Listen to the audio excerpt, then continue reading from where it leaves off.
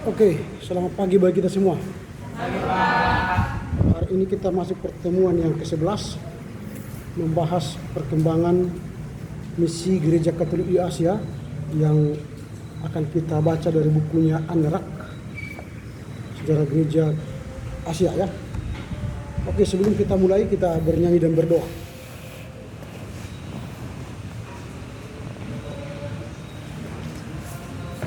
Oke teman-teman, sebelum kita memulai jam perkuliahan kita pada hari ini, mari kita bernyanyi lagu Kitab Menden nomor 372. Sudah saya kirim di grup ya teman-teman. Pujilah Tuhan si bahagia. Nanti temponya jangan lambat kali ya. Pujilah Tuhan si bahagia. 2, 2, 3 ya. Pujilah Tuhan si bahagia, puji berbadan kasih bisa, embus suling kerompet, cawir ban sorana, puji Tuhan si mada kinati nampak. Mari kita bersatu berdoa. Bapa kami yang di surga, terima kasih Tuhan untuk berkat Tuhan yang senantiasa kami rasakan di dalam kehidupan kami. Terima kasih Bapa karena Tuhan telah mengantarkan kami di tempat ini untuk belajar pembelajaran kami pada hari ini. Bapa, kiranya Tuhan memberikan kami kebenaran, kebijaksanaan serta bukakan hati dan pikiran kami ya Tuhan, sehingga pelajaran yang akan disampaikan oleh Bapak dosen maupun teman-teman kami yang akan memaparkan laporan bacanya dapat kami mengerti serta dapat kami sampaikan di dalam kehidupan kami sehari-hari. Begitu juga buat teman-teman kami yang akan memaparkan laporan bacanya, Tuhan yang memberikan dia kepintaran dan kebijaksanaan. Buat Bapak dosen kami juga ya Tuhan, Tuhan yang senantiasa selalu memberkati beliau. Inilah doa dan harapan kami Bapa, di dalam nama Yesus Kristus kami berdoa dan mengucap syukur. Amin. Oke, bujur. Ya, sebelum kita memasuki materi kita hari ini, ada beberapa informasi yang harus saya sampaikan. 2 minggu lagi kita akan masuk pada tugas kelompok. Kelompok 1 akan membahas sejarah masuknya kekristenan dan perkembangan di Jepang. Itu setelah libur Paskah nanti tentunya.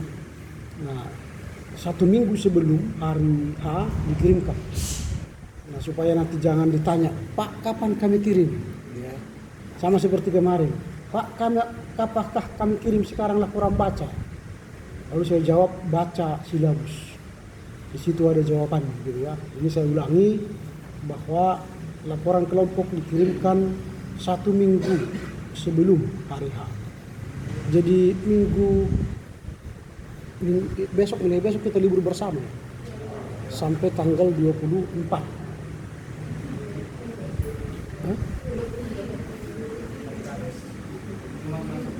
Jumat masuk, tanggal 24 masuk. Oke.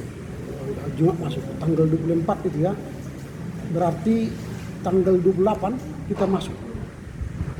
Karena kita tidak kena liburnya kan? Tidak kena libur kan? Enggak ada kalian libur sama saya kan itu. Berarti kita masuk tanggal 28 dan tanggal 28 di situ nanti sudah harus dikirim materi untuk kelompok 1. Itu yang saya maksud ya, 1 minggu. Tetapi itu kan nanti tanggal 28 kita sudah libur Paskah. Itu berarti tanggal 3 sampai 10 April nanti kita libur Paskah. Berarti nanti kita akan mulai membahas laporan kelompok tanggal 11 April. Kalau diundur 11 April berarti tanggal 11 kurang 7 berapa? 4 ya. Tanggal 4 April lah kalian kirim paper kelompok. 4 April itu kan 1 minggu ya. Berarti bukan minggu depan. Masih ada waktu 2 minggu lagi. Jadi kerjakanlah dengan baik tentang bagaimana sejarah kekristenan. Ini tolong dilihat dulu, ini mungkin ada kesalahan dalam judul ya. Di penjelasan ini kan sejarah masuknya kekristenan di Jepang. Penjelasannya itu mendalami pemikiran karya serta kiprah William Carey di India. itu bukan. Jadi nanti itulah sejarah, pemikiran dan karya penginjilan di Jepang ya. Itu salah. Mungkin karena saya robah di sini lupa merubah di bagian kanannya. Sama itu dengan di bagian duanya nanti Matteo Ricci di Cina. Nanti akan saya perbaiki supaya bisa kalian sinkronkan, kan lihat sinkronisasi dari tugas ini. Nanti akan saya perbaiki lalu saya kirim lagi ke grup. Ini soal makalah. Ada pertanyaan soal makalah? Tidak ada. Lalu filenya supaya tetap diingat nanti 2C dibuatlah judulnya sejarah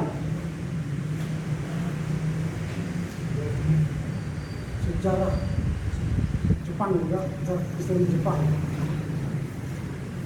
Ini file. Baru kalau kita sudah bahas, baru nanti perbaikannya sejarah Jepang diperbaikan. Inilah file untuk kelompok. Tolong dicatat supaya jangan salah.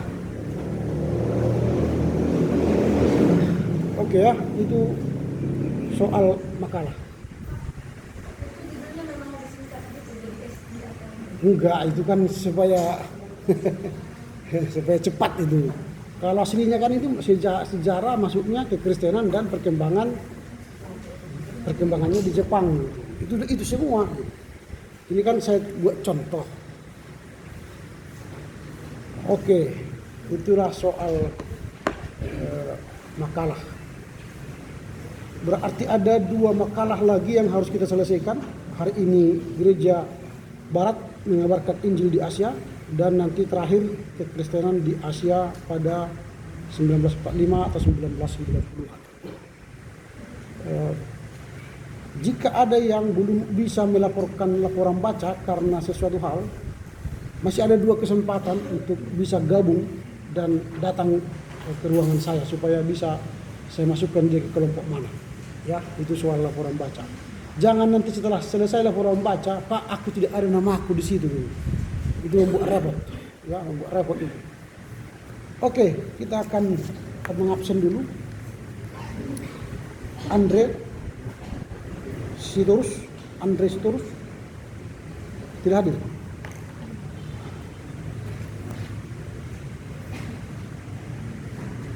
Angelina, Antonius, Arto.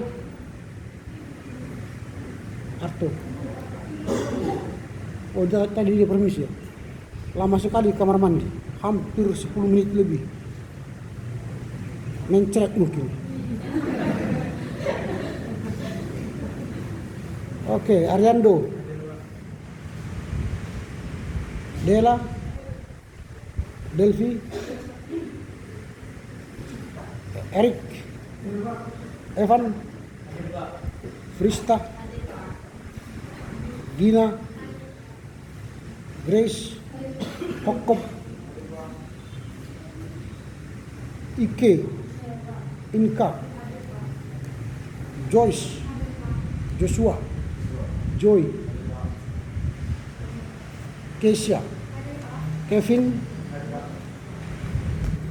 Tiki, Mei, Monang, Nathanael, Nirmi, Rafael. Jangan menghayal kau. Reski, Reika,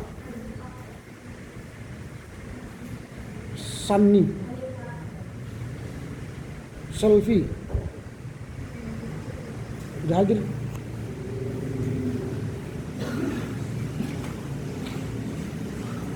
Sri, lama kali kau ke kamar mandi kawan? Sakit perut ya?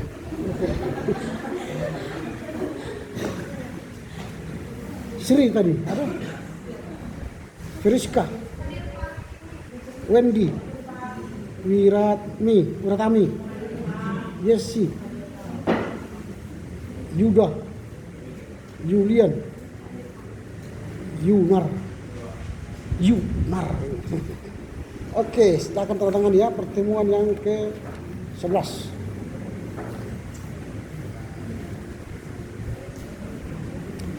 Nah, yang terakhir untuk saudara Reka, nanti kita, wah nggak bisa ya. Hari apa sih? Selasa ya. Minggu depan aja kau ujian ya. Pada saat bersamaan seperti ini. Saya kasih soal nanti. Oke, hari ini kita akan masuk laporan baca yang ke-6. Kelima yang akan disampaikan oleh saudara Hokop, Gracia, Dina, Krista, Evan, dan Erik. Silakan dimulai dari Hokop. Sampaikan apa yang kau tahu, jangan baca lagi apa yang kau tulis. Silakan sampaikan ya, jangan lagi membaca yang kau tulis. Yang membaca yang enggak membaca kemarin Pak, yang untuk kelompok 5 jadi Pak. Siapa itu? Joy sama Joshua. Joy dan Joshua Pak. Oke. Berarti mereka masuk nanti ya. Iya. Silakan Hokop duluan. Salam buat kita semuanya.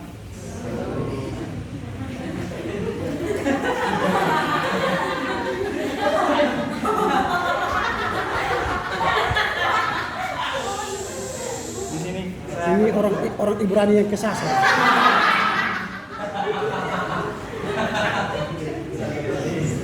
Di sini saya akan menjelaskan Gereja Barat mengabarkan Injil di Asia.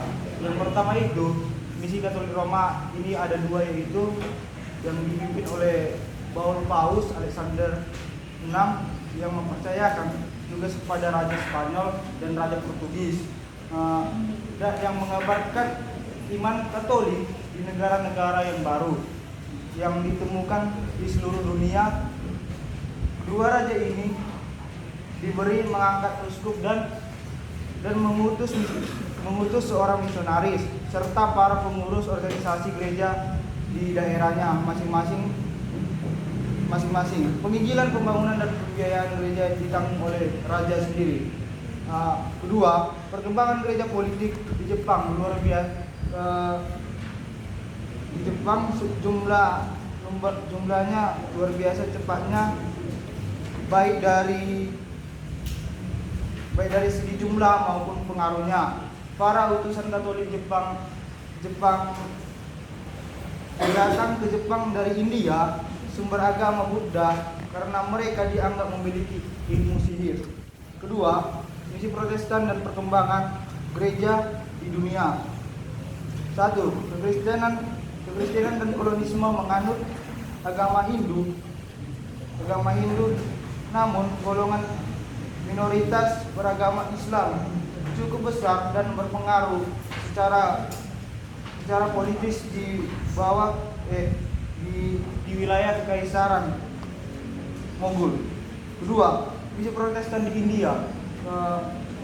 Di sini ada dituliskan oleh William Carey pada tahun 1761 sampai 1834. Misi Protestan ini dilahirkan pada lingkungan pedesaan.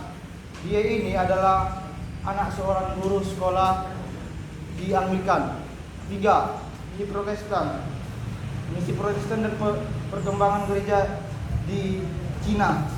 Pada masa kekristenan ini di Cina sangat sulit untuk dikembangkannya agama Kristen, karena di Cina ini sudah banyak masuknya agama Buddha di dalam, karena agama Buddha di sini menjadi mendarah daging bagi mereka yang sudah banyak diajarkan di Cina. Pada ini juga mereka ini dilarang untuk mengajarkan bahasa Cina itu kepada bangsa yang lain, tidak boleh. Karena dan juga buku-buku yang ada di Cina tidak boleh di offer kepada negara-negara lain. Dan yang keempat, misi dan perkembangan gereja di Jepang. Yang pertama di sini misi Katolik Roma dan Gereja Ortodoks Rusia. Misi Katolik pertama ini tiba di Jepang. Tiba di Jepang pada abad ke-16 pada saat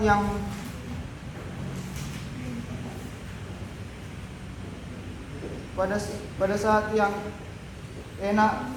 Faktor di sini juga ada faktor-faktor yang mendukung menginjil Katolik.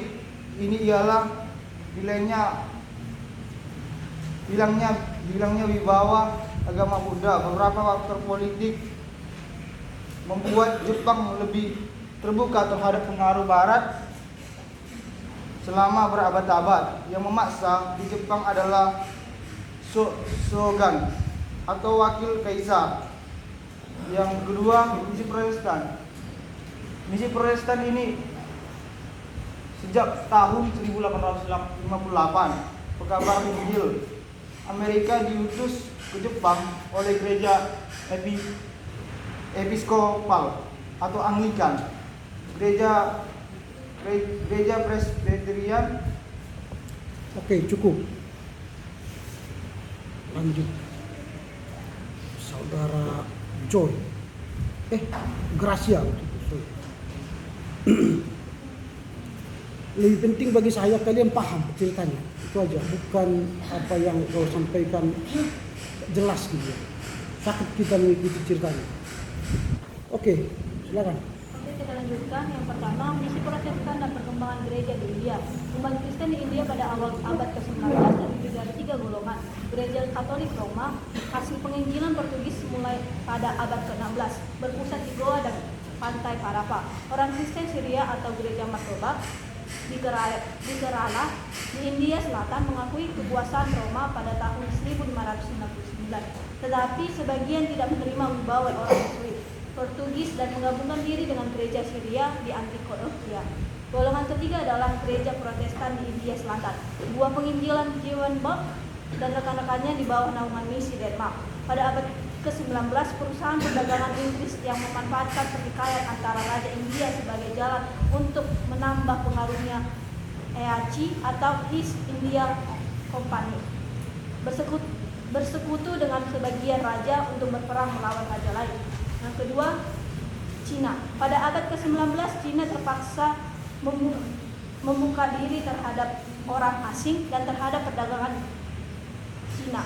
Meskipun para misionaris mencela perdagangan tersebut, mereka berbondong-bondong masuk ke Cina bersamaan dengan imperialisme. Keadaan ini mengakibatkan kekristenan dianggap berkaitan erat dengan imperialisme.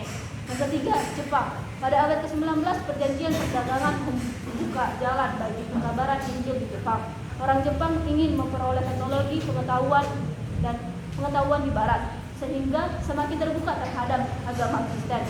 Bahkan pemerintah sendiri mengangkat orang Kristen sebagai pengajar di perguruan tinggi.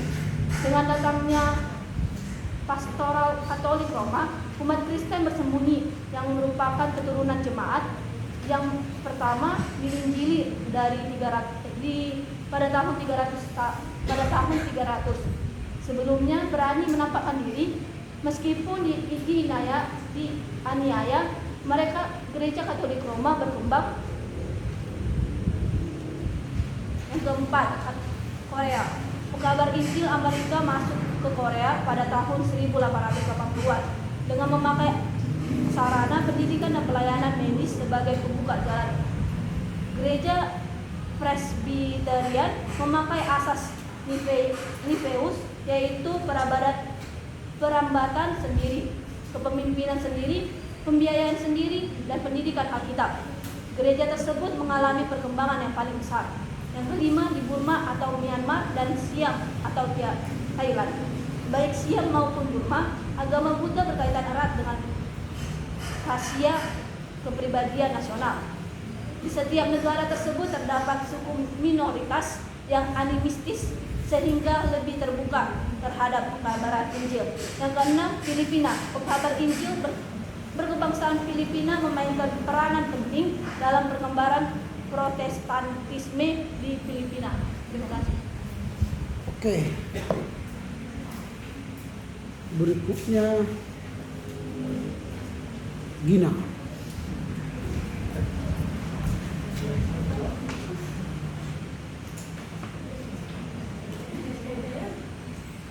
Pagi teman-teman. Pagi Dina. Baik, di sini saya. Selamat pagi. Harus selamat pagi. Pagi teman-teman. Karena kalau pagi belum tentu nanti kalian selamat, bisa mati tiba-tiba kan. Harus selamat pagi. Baik, di sini saya akan menjelaskan Gereja Barat mengabarkan Injil di Asia pada tahun 1500 sampai 1945. Yang pertama yaitu misi Katolik. Pada abad ke-15, Katolik mulailah zaman baru di Eropa dan membawa pembaruan kebudayaan dan kemajuan teknologi dan pembaruan rohani.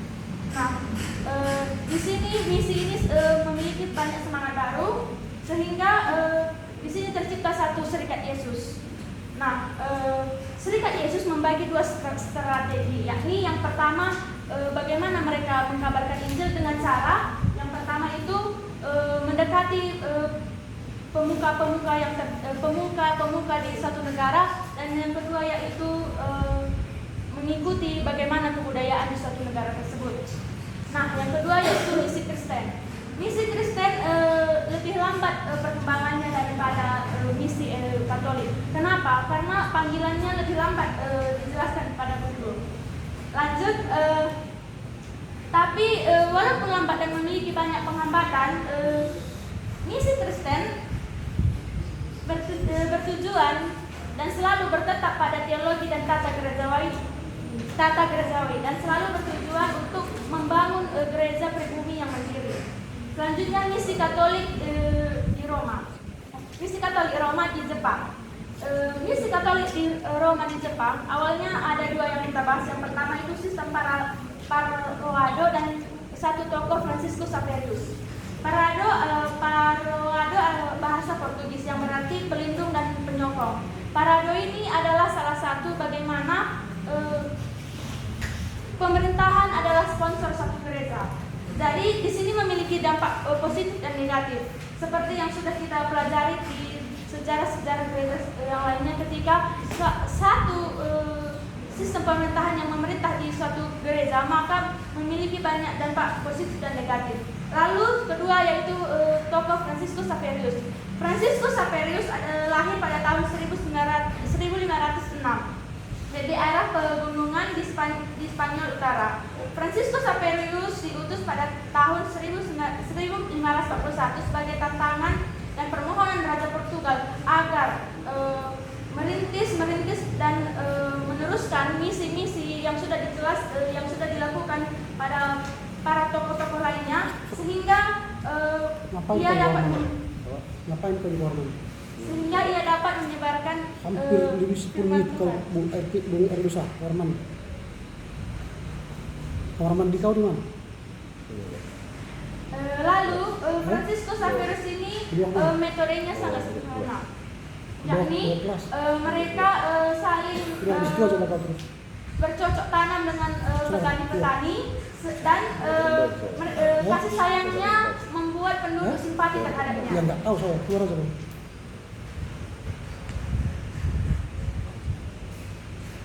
Masa kamar mandi sebelumnya? Yang selanjutnya, perkembangan gereja Katolik di Jepang. Perkembangan gereja Katolik di Jepang sangat luar biasa cepatnya, baik dari manapun pengaruhnya. Karena di sini Ordo Yesuit sangat memimpin dalam pengkabaran imannya terhadap negara Jepang tersebut. Namun banyak hal yang menentang perkabaran Injil Katolik ini di Jepang. Yang salah satunya yaitu iman Buddha yang selalu menentang agama Kristen. Ketika setiap ada pengkabar Injil dan orang-orang Kristen, dia menyatakan bahwa Kristen itu adalah kasta yang paling rendah di dia mengatakan bahwa orang Kristen atau orang Katolik di sana dapat mengubah tata yang ada di suatu daerah tersebut. Contohnya mereka juga menyuruh agar mereka juga menyuruh salah satu tokoh yaitu Raja Hideyoshi mencurigai agama Kristen, sehingga pertumbuhan agama Kristen pada perkembangan di Jepang ini sangat sulit. Lalu namun banyak pertentangan yang didapat pada negara tersebut, perkembangan misi pada zaman tersebut. Masih ada kaum koleris Katolik yang tetap ada. Mereka mendirikan gereja-gereja di bawah tanah dan berdiam selama 2 abad. Lanjut perkembangan gereja Katolik di Cina. Sudah 2 kali agama Kristen masuk ke Cina dan berkembang hanya sementara waktu dan tidak berakar.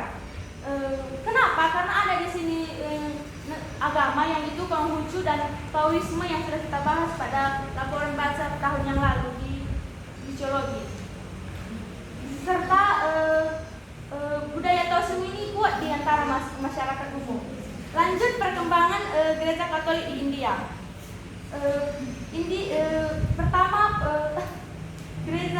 Perkembangan gereja Katolik di India berlangsung dengan gereja salah satu yaitu gereja Nestorian. Dan di sini juga banyak rintangan-rintangan yang ada karena para penginjil menolak sistem kasta yang ada di India. Selanjutnya misi Kristen dan perkembangannya di India. Kekristenan dan kolonialisme sudah memiliki hubungan yang berbeda karena ketika salah satu perusahaan Inggris atau East India Company menyatakan bahwa di sini dia tidak lagi mengkabarkan Injil, melainkan dia hanya memperoleh kekayaan.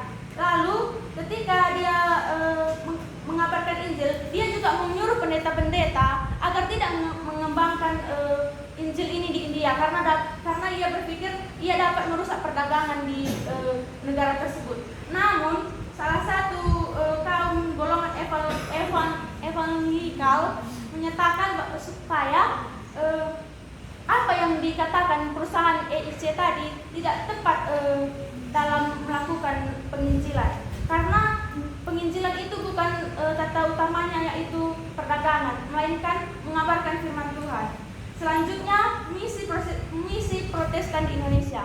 Kita sudah mengenal salah satu tokoh William Carey pada tahun 1761 sampai 1834. Dia adalah guru sekolah Anglikan dan ia dibaptis ulang karena kemarin William Carey ini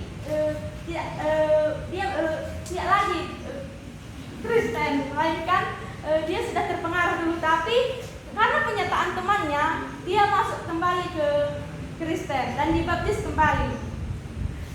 Lanjut, Kristen Protestan di India diperkirakan berjumlah 90.000 dan orang-orang yang 90.000 ini dianggap adalah kasta paling rendah. Tokoh-tokoh Protestan pendapatnya mengenai sistem kasta berbeda tanggapannya semua, sehingga pada saat itu hidup kasta dan hidup pengkabaran Injil dihidupkan secara berdampingan, walaupun pengkabaran Injil tidak suka dan atau menentang sistem kasta tersebut. Selanjutnya misi Protestan dan perkembangan di gereja Cina. Di sini kita dapat 3 tokoh, yaitu yang pertama itu Robert Morrison, yang kedua yaitu cukup dilanjutkan oleh Krista.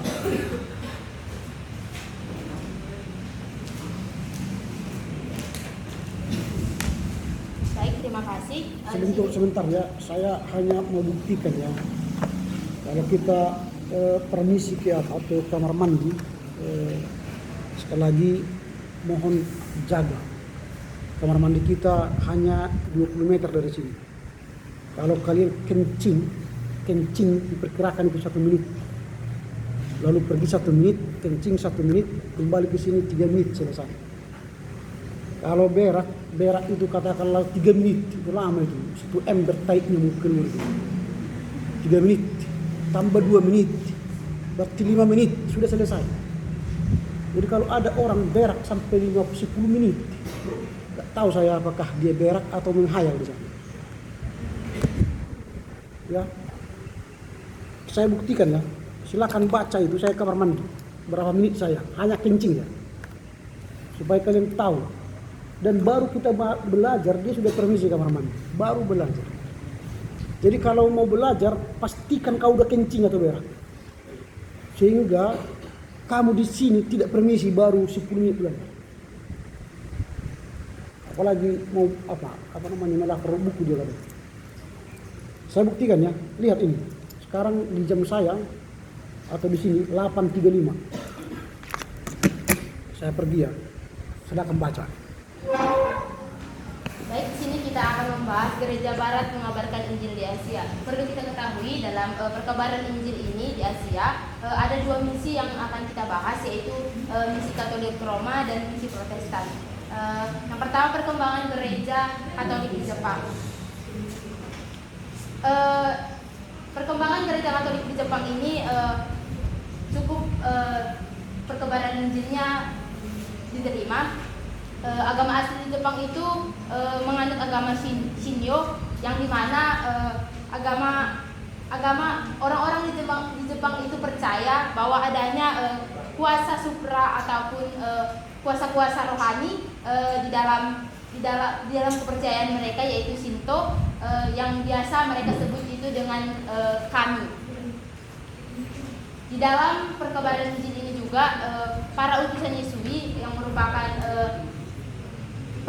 para penginjil dari Roma mengajarkan kepada mereka untuk 3 kali sehari dalam 1 minggu melakukan ibadah. Kemudian mereka yang percaya kepada ajaran itu akan dibaptis. Kemudian kita masuk ke perkembangan Gereja Katolik di Cina. Agama mayoritas yang paling mereka anusi yaitu Konghucu. Di perkembangan gereja di Katolik Cina ini, perkembangan Injilnya itu agak kurang cepat karena mereka lebih percaya dengan agama mereka yang mereka anggap itu merupakan kasta tertinggi. Jadi sulit untuk agama lain untuk masuk ke negara tersebut. Kemudian kita masuk ke perkembangan Gereja Katolik India. Perkembangan penginjilan di India itu terjadi di yang 2 menit ya. paling banyak berada di daerah pantai India, di wilayah Gujarat. Dan saya sudah cek sampai ke bawah. Dia katakan tadi dia kamar mandi bawah. Kamar mandi atas dan bawah tidak ada air yang basah di tempat. Itu berarti dia tidak ke kamar mandi di sini. Hati-hati ya, bagi saya. Kalau ada sekali lagi kasus seperti itu, maka saya akan gagalkan dari rumah takdir saya. Kalau kamar mandi, saya sudah cek kamar mandi di atas 2 kamarnya, di bawah 2 kamarnya, itu pun tidak ada air yang sudah basah. Itu kelihatan. Kalau kita kamar mandi, kan disiram kan? Ini kering. Jadi kamar mandi mana dia? Saya pun nggak tahu tadi siapa. Kamar mandi mana kau tadi? Nah itu. Ada kamar mandi di sini, dia pergi ke kamar. Makanya tadi 10 menit juga dia. Untuk kau tidak saya usir dari ruangan saya tadi. Ada kamar mandi di sini disediakan kampus, dia ke kamar. Dia ngapain disediakan kamar mandi di sini? Dia jangan main-main dengan saya. Itu sudah saya perhatikan beberapa kali, ada beberapa kalian pergi ke kamar mandi. Saya periksa, saya lihat jam saya langsung. Pergi langsung lihat jam saya. 10 menit. Kalau tidak suka dengan saya, tak usah masuk di ruangan ini. Karena saya berpikir begitu. Anda menghabiskan waktu di sana karena mungkin tidak suka dengan mendengar teman-teman membaca laporan baca. Kalau tidak suka, keluar aja dari ruangan saya. Gitu ya. Oke, lanjut. Baik, kita lanjut. lanjutkan. Kemudian kita masuk ke misi Protestan. Yang pertama itu misi Protestan dan berkembang di gereja India. Ada satu tokoh yang paling terkenal di dalam penyebaran Injil di India, yaitu Bill Luther, yang memberikan asas misi yang menjadi bagian dari Protestan, yaitu penerjemahan Alkitab.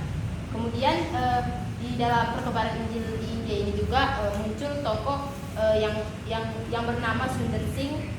Sundar Singh ini mengekspresikan spiritual Kristiani dalam bentuk kehidupan khas, sehingga orang-orang India ikut dalam ajaran Sundar Singh ini karena ajarannya yang berbentuk khas India. Kemudian kita masuk ke misi Protestan di negara Cina. Tokoh yang paling terkenal dalam perkembangan Injil di Cina itu yaitu Robert Morrison, yang meletakkan misi Protestannya di Cina pada abad ke-19. Dalam perkabaran ini ia melakukan misionaris dan ia mengajak orang-orang Cina untuk melakukan imperialisme. Dalam keadaan ini kekristenan dianggap berkaitan erat dengan imperialisme. Kemudian kita masuk ke misi dan perkembangan gereja di Jepang.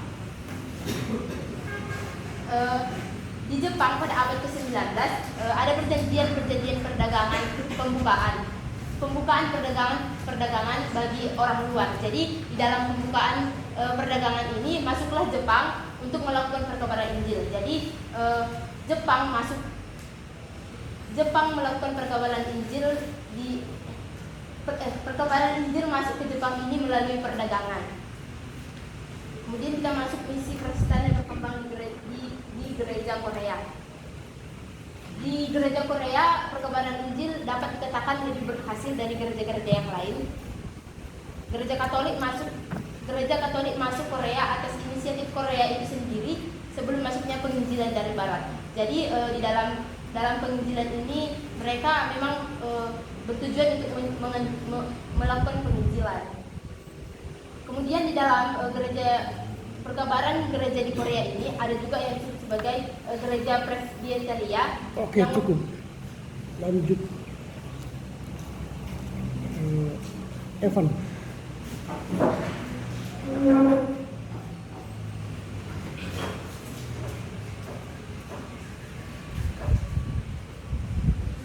Baiklah, pada pertemuan kali ini kita akan membahas gereja Barat mengabarkan Injil di Asia.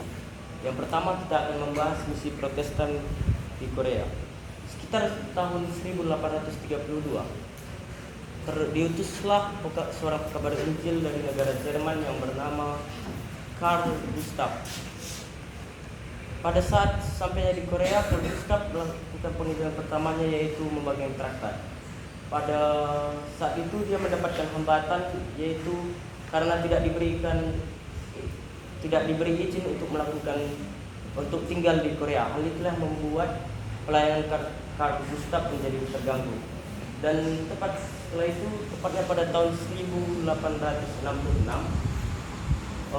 diutuslah seorang pekabar Injil dari negara Wales yang bernama Thomas Robert. Thomas Robert diutus ke negara Cina. Pada saat melakukan perkabaran Injilnya, atau tepatnya pada saat melakukan perjalanan perkabaran Injilnya dari negara Amerika ke negara Cina, tepatnya sesampainya di ibu kota Cina yaitu pada saat itu ibu kota Cina yaitu Pyongyang. Pada sampainya di pelabuhannya, sebuah tragedi kerusuhan yang mengakibatkan Thomas Robert dan beserta beberapa awak kapal yang meninggal dunia, yang mengakibatkan perkabaran Injil dari Thomas Robert menjadi ditunda karena akibat tragedi itu. Selanjutnya kita akan masuk kepada perkabaran Injil di negara Filipina. Perkabaran Injil di negara Filipina bisa dikatakan sangat amat berjalan dengan lancar, dikarenakan pada tahun 1886 terdapat sekitar 400.000 warga Filipina yang mau untuk dibaptis. Tidak hanya itu, bertahun-tahun kemudian, tepatnya di tahun 1750, semakin meningkatlah orang Kristen di negara Filipina, karena terdapat sekitar 1 juta orang yang sudah menjadi Kristen hingga sampai pada sekarang. Filipina menjadi salah satu negara yang memiliki mayoritas masyarakat Kristen. Tapi di balik itu terdapat juga perlawanan-perlawanan dari berbagai pihak kepada orang-orang Kristen di Filipina. Perlawanan-perlawanannya seperti dari suku pegunungan di Luzon yang tidak menyukai orang-orang Filipina yang sudah menjadi Kristen, dan perlawanan yang kedua datang dari umat Islam dari daerah selatan yang ingin merebut orang-orang Filipina untuk agar masuk menjadi. Sekian laporan baca dari saya. Terima kasih. Oke. Erik. Fernando. Semua orang.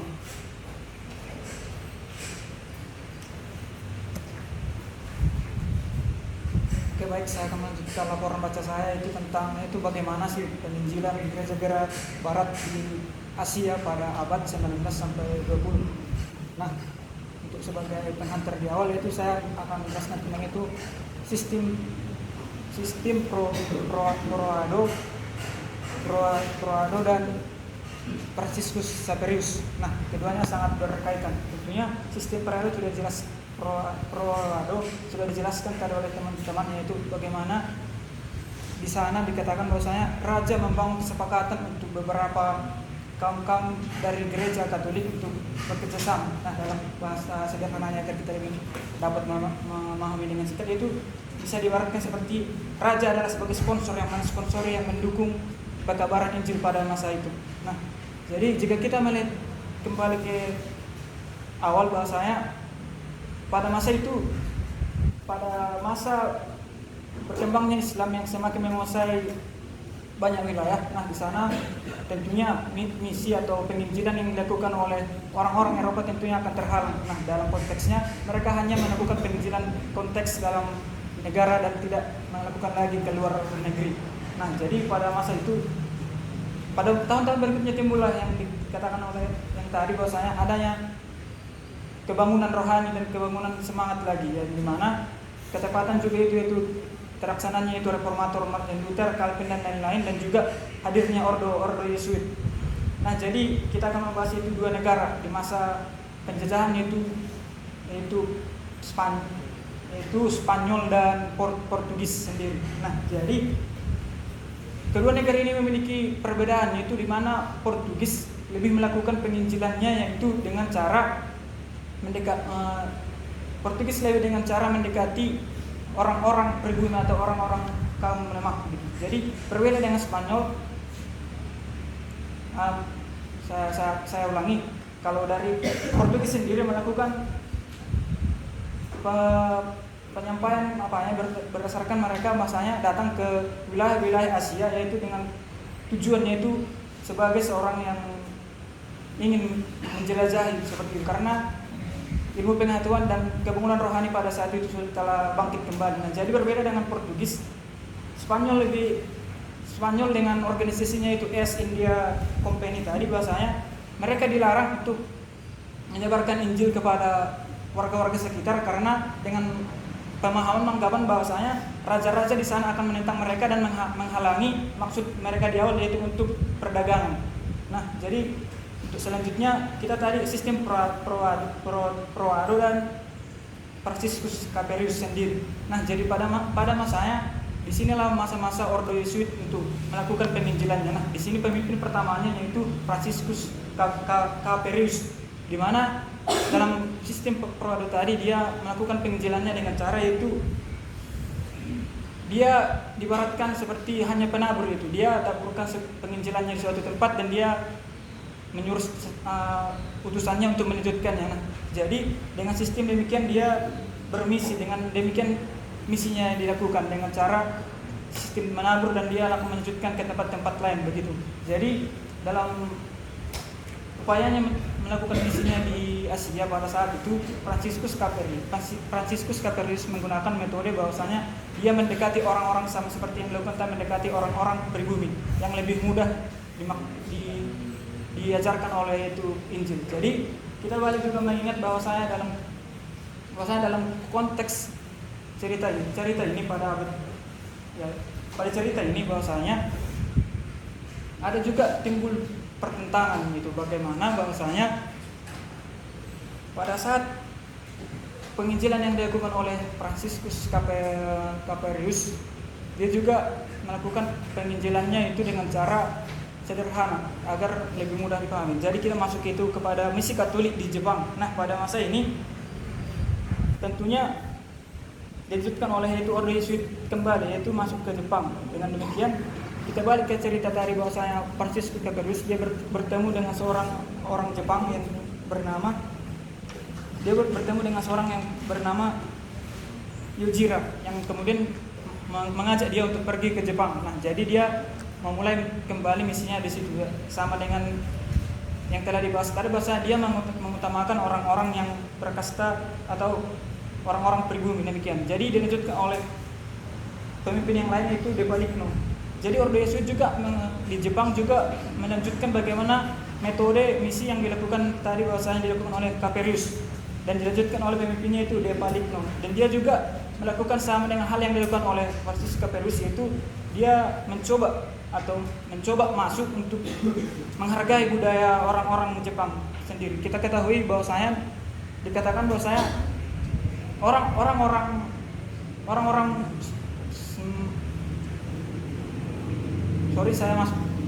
masuk dalam hal penjajahan itu Belanda dan juga Inggris sendiri. Nah, jadi pada masa itu ada timbulnya pertentangan juga di situ bahwasanya ada sebuah fakta bahwasanya kaum wilayah yang dijajah oleh Inggris sendiri lebih dijajah oleh Spanyol sendiri lebih mudah dikuasai karena mereka mencabut suatu wilayah yang dinamakan itu berbagian dari Filipina dan juga kawasan Asia lainnya, di mana di situ orang-orang Spanyol lebih mudah melakukan misinya itu karena orang-orang sekitar sana masih kebanyakan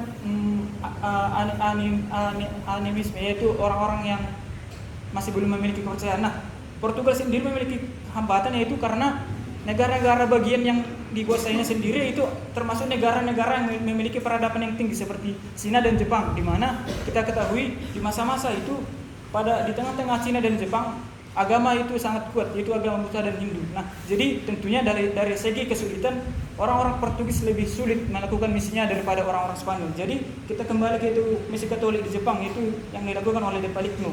Jadi di sini De Paligno juga menerapkan seperti metode yang dilakukan oleh Caperius, di mana dia mencoba untuk tidak menentang ajaran-ajaran yang ada di Jepang sendiri, tapi dia mencoba menghargai dan menjadikannya keduanya sejalan. Nah, jadi dia juga melakukan yaitu upayanya itu menerjemahkan beberapa hal-hal yang ada dalam iman Kristen Katolik untuk ke bahasa Jepang.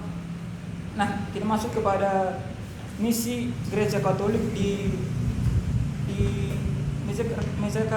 misi Gereja Katolik di Cina. Nah, di sini juga tetap dilakukan oleh Ordo Yesuit pada 1583, Yesuit yang dipimpin oleh Michael Regerius, yang dimana sama dengan hal yang dilakukan tadi bahwasanya dia juga bermisi itu mencoba menyesuaikan dirinya dengan budaya yang ada di Cina sendiri. Nah, dia juga melakukan misinya dengan menuliskan beberapa karya sastra yang membahas tentang iman Kristen dengan menggunakan sastra Cina sendiri. Nah, dan dia juga melaksanakan misinya di situ dengan cara membangun bangunan-bangunan seperti gereja dalam model bangunan Cina sendiri. Dan juga di sana dia juga karena Michael Regerius adalah termasuk orang yang pintar dan seorang yang berpendidikan, dia juga memanfaatkan ilmu pengetahuannya bagaimana dia bisa mengambil perhatian dari orang-orang terkemuka di Cina, orang-orang pintar di Cina agar bisa menerima apa yang ingin dia sampaikan di sana. Nah, jadi kita masuk kepada misi Katolik sendiri di India. Misi Katolik di India yaitu tentu sama halnya seperti tadi, tapi di sini masalah yang timbul di India, yaitu bahasanya adanya sistem kasta, di mana jika dilakukan dalam hal seperti yang dilakukan Kaperius, bahasa menginjili dalam hal orang-orang kasta bawah, tentunya kasta-kasta atas tentunya merasa, karena kan antara kasta itu pastinya ada gengsi gitu, ada bahasanya menganggap perbedaan antara kasta dan lemah. Jadi jika mereka melakukan hanya kepada konteks kepada orang-orang kasta di bawah, jadi orang-orang kasta atas tentunya tidak mau, karena mempertahankan bagaimana tingginya kastanya, harga diri atas kastanya, seperti itu. Jadi kita masuk yaitu misi Protestan sendiri yaitu sangat sulit dibandingkan dengan misi Katolik, di mana kita ketahui pada masa itu Protestan sendiri sedang melakukan perlawanan kepada Katolik, yang dimana di situ perselisihan antara reformasi demikian. Jadi dalam hal itu tentunya dalam metode penginjilan tentunya Protestan lebih agak sulit melakukannya. Jadi dan di situ juga kita ketahui seperti yang telah kita dibahas tadi di awal, Gereja Katolik sudah melakukan penginjilan yang begitu besar. Nah, jadi dalam situasi itu Gereja Katolik mengalami kemunduran, ya tentunya Protestan juga harus membangun dasar-dasar gereja juga dari awal seperti itu. Nah, dari dalam hal itu tentunya dalam melakukan proses penginjilan ke Asia, ya tentunya cukup terhalang karena masalah tersebut. Oke, cukup. Ya, seharusnya Joshua Situmorang itu tadi yang keluar ya, sampaikan ke dia diberi kesempatan satu kali lagi untuk minggu depan membuat laporan baca. Jadi dia sudah 3 kali membuat laporan baca karena kesalahannya sendiri. Jadi kalau minggu depan dia juga melakukan kesalahan yang terakhir, maka tidak ada lagi ampunan bagi dia, tidak ada lagi nilai laporan baca. Disampaikan ke dia minggu depan dia buat laporan baca untuk terakhir, ikut dia, dan dia minggu depan persentase. Terakhir Joy Rafael.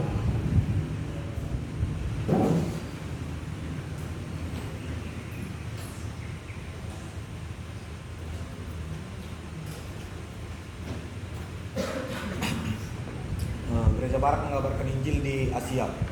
Zaman perluasan agama Islam merupakan zaman kemerosotan kekristenan di Asia. Gereja-gereja sebagai golongan minoritas di daerah Islam susah payah mempertahankan imannya.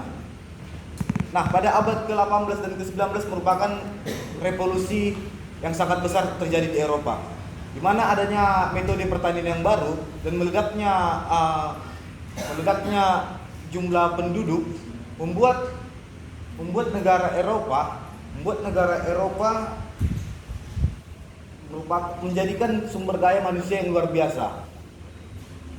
Gula Paus Alexander ke-6 menyuruh Raja Portugal dan Raja Spanyol untuk mengabarkan Injil di daerah temuan yang baru di seluruh dunia. Nah, pekabaran Injil di Jepang itu terjadi sangat luar biasa cepatnya.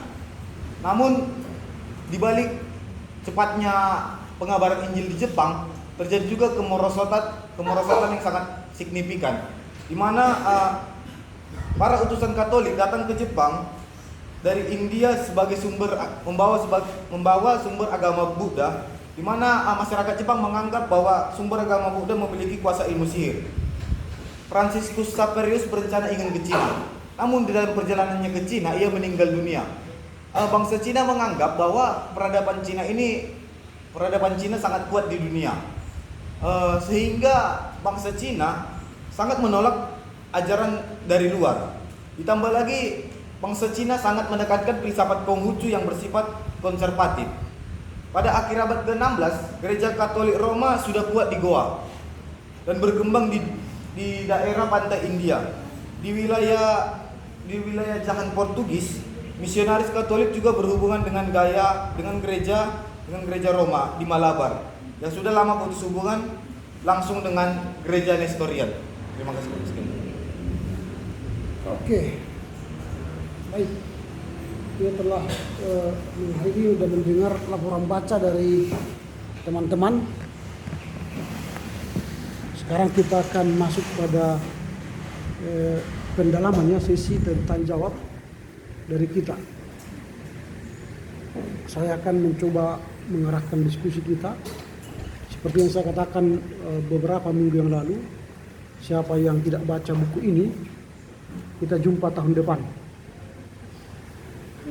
Dan saya tidak perlu tanya saudara apakah saudara baca atau tidak. Pasti saudara akan mengatakan baca karena takut gagal kan. Tapi saya hanya buktikan Anda baca apa tidak. Dari jawabanmu saya tahu saudara baca apa tidak. Oke ya. Ya, dari berapa orang tadi yang baca ini? Kalau saya hitung ya, dikurangi saudara Joshua 2, 3, 4, 5, 6, 7 orang yang memberikan laporan bacanya. Saya belum melihat secara garis besar atau benang merah bagaimana misi gereja Katolik dan Protestan di Asia, karena melompat bacaan mereka dari yang seharusnya ya.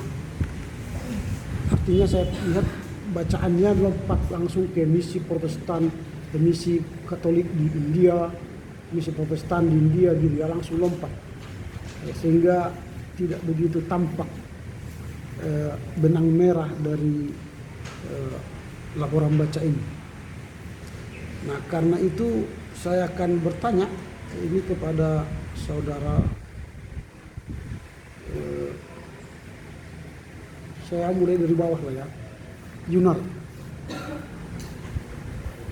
Nah, jadi misi Protestan dan Katolik di Asia itu sebenarnya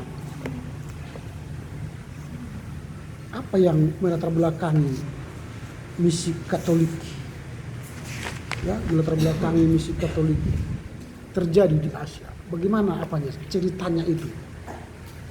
Negara mana yang memulai dan berusaha menyebarkan misi Katolik itu di Asia? Silakan, Yunar.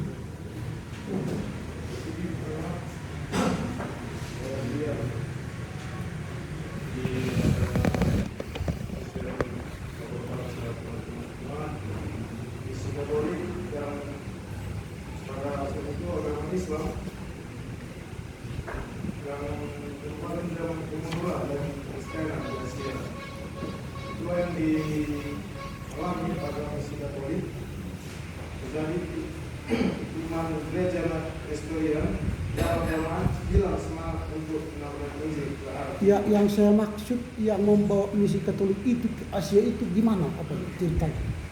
Itu kan kau baca bukunya lalu tidak kau pahami. Pertanyaan saya, misi Katolik itu siapa yang bawa ke Asia?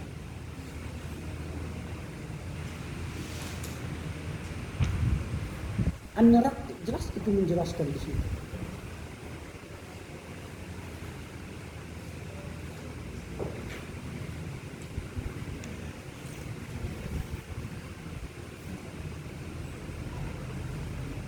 Tidak tahu?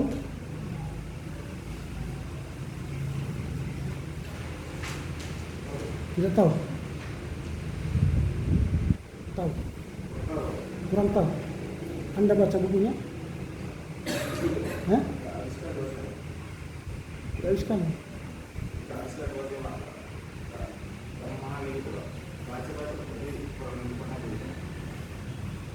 Dari halaman berapa ke halaman berapa kau baca?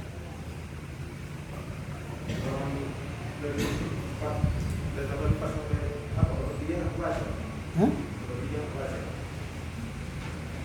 Langsung lompat ke halaman apa? Sampai halaman berapa seharusnya dibaca? 243. Jadi halaman 84 kau baca. Apa sih halaman 4? 84 apa sih? Isi halaman 84 apa sih?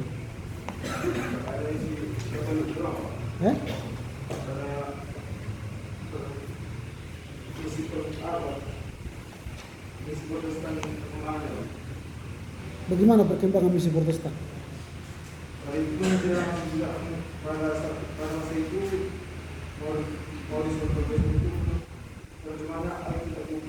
Bagaimana misi Protestan berkembang dan Katolik berkembang di halaman 84?